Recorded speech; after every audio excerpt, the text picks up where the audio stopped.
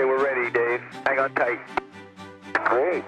A panoramic view of Dave Williams as he is being maneuvered on the Canadarm2. He is the third Canadian to walk in space, joining Chris Hadfield and Steve McLean. The spacewalk is one of the most demanding tasks for an astronaut. It requires physical strength, concentration, years of training, and a complete understanding of how the International Space Station operates. Hi, I'm Jeremy Hansen. The Canadian Space Agency's astronaut recruitment campaign is underway, and the second round of selections is now complete. The 32 remaining candidates were put through emergency simulations designed to test their resilience and their ability to think and react under pressure. Okay, listen up. Mission Control has just warned that there are fires and potential water damage up ahead. Find the source of the smoke, let's hustle! These evaluations help determine if the candidates can handle intense situations in challenging environments similar to those encountered in space.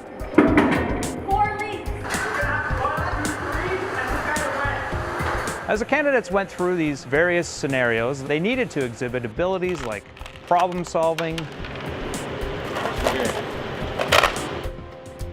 dexterity, coordination, leadership, and of course, team spirit. First we tie on this side and on that side, and then we put the elastic band around it. Sweep with your arm. Sweep with your arm. And one. These abilities, combined with sheer determination, are what is needed for spaceflight. In the harsh environment of space, the ability to adapt and find creative solutions under pressure is crucial.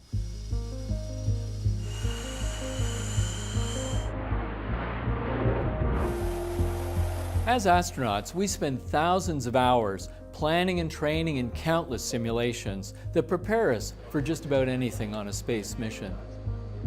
But you never really know what to expect until you get there. Space is a compelling and sometimes hostile environment, a zero-fault tolerant environment where errors can have catastrophic consequences. On my first spacewalk, astronaut Rick Mastracchio and I talked a lot about what would happen when we exited the airlock to see this compelling view looking 400 kilometers down to the surface of the Earth. No one wants to become frozen holding onto the handrails while they're getting their bearings. Hey, Dave, if you're ready, I'll give the Canadian man a ride on the Canadian arm. Jeez, thanks. I remember on my second spacewalk, being on the end of the Canadarm, pointing straight out into space, hovering 400 kilometers over the Earth by myself. I couldn't see the space station behind me, and it took me a minute or so to relax, to take a couple of deep breaths and enjoy the view. Coming in. Copy.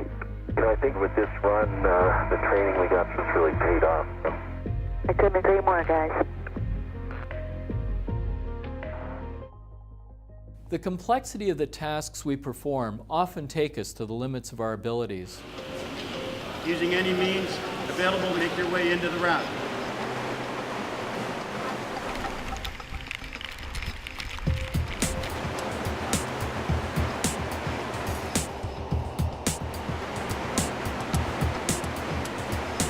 Okay, so our task is to move the isotopes of all the balls from point A to point B.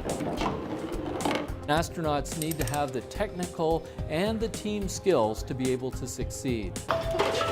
Sorry, guys. We were on something there. They also need to have focus and situational awareness to prevent, anticipate, and manage any adverse events that may happen. How you handle an emergency in space can mean the difference between life and death for yourself and the crew. We need to speed up, guys! We need to speed up! There's a fire in here, guys! At this stage of the selection process, some of these emergency situations have no real solution and can push the candidates to their breaking point. When I went through these simulations back in 2009, the emergencies felt very realistic, and so did the sense of urgency and pressure. Now use your reach, use your reach!